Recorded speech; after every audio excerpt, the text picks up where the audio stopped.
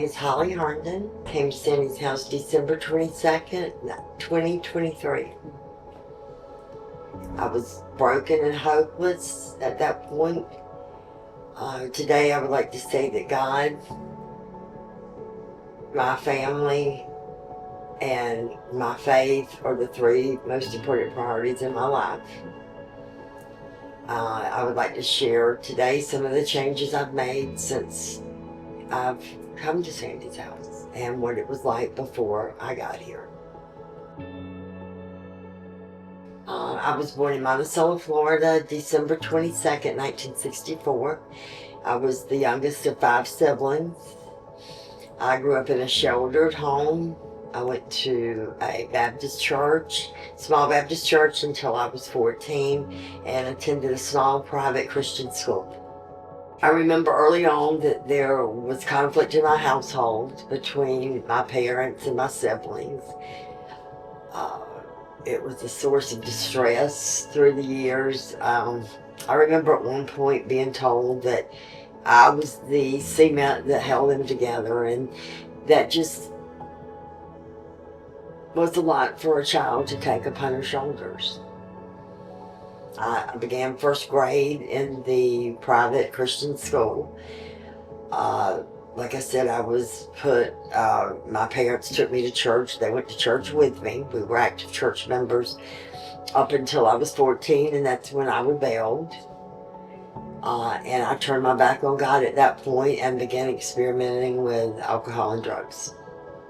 I got old enough, when I got old enough, I figured out pretty quickly that there were 2 crowds to follow in the school. It was the wild crowd or the good crowd.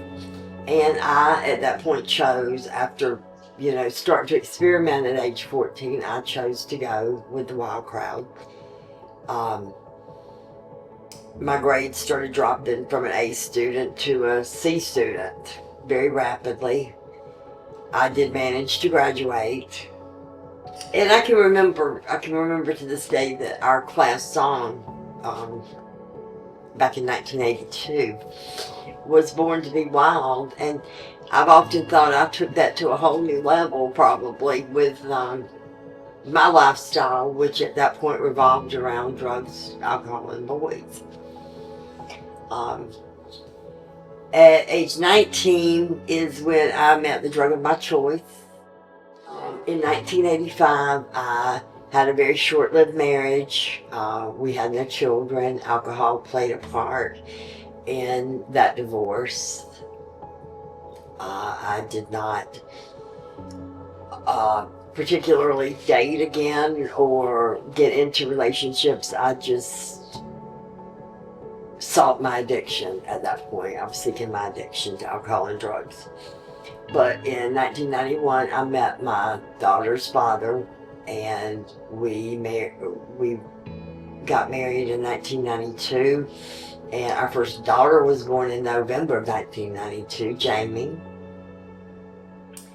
Then in 1994, our second daughter was born, Savannah, otherwise known as Doodle.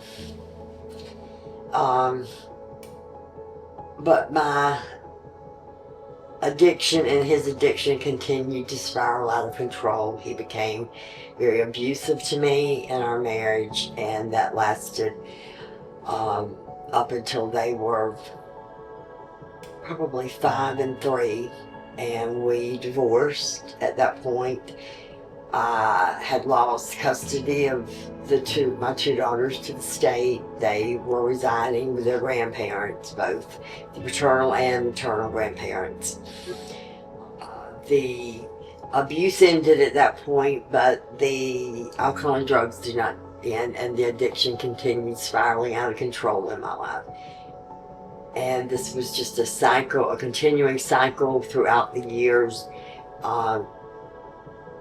Rehabs, mental health institutions, and jails became a way of life for me. I was very sick with my lungs. I had a lung condition, I couldn't breathe. So I would not go to the doctor for fear of what would be said about my weight loss. I was extremely maybe 100 pounds at that point. So I would not go to the doctor. I just let my health go until one day I couldn't any longer, and a friend just took me to the hospital, to the emergency room, and I just remember being deathly ill, and they told me how close I was to death at that point. The minute I got out, I was using drugs again. There were attempts at that point to locate a rehab and to get help, but there was part of me that was still holding back and putting the addiction first. October of 2023, my daughter Jamie contacted me, and it so happened that in her position that she had met Brooke and Donna with their bookstore in Quitman, and had inadvertently noticed a brochure to Sandy's house that excited my children. They were ready for me to get help and find a new way of life and heal from my addiction. I was close to death. I have no doubt that God took me that far and to that point to show me that I needed help. So I believe that there was still a glimmer of hope somewhere in me. He placed that in me, the Lord did. On the 21st, Brooke came to Tallahassee to pick me up and bring me to Sandy's house here in Valdosta.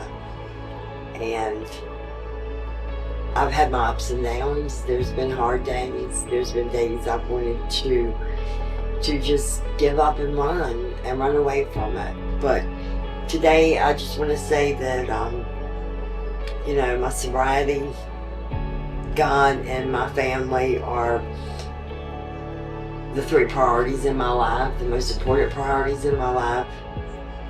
Today I have been sober for 19 months.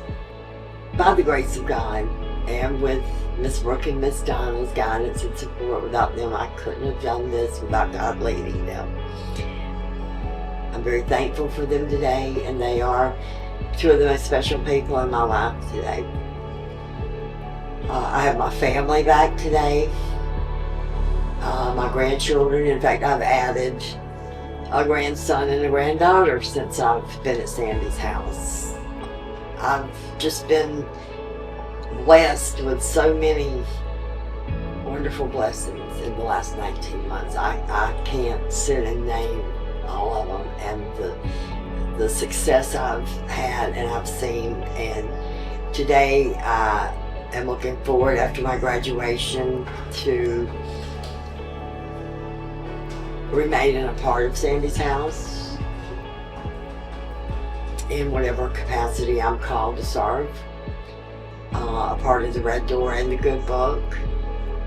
And my desire today is just to help lead other women to Christ and to share my experience, strength, and hope to help others overcome their addiction.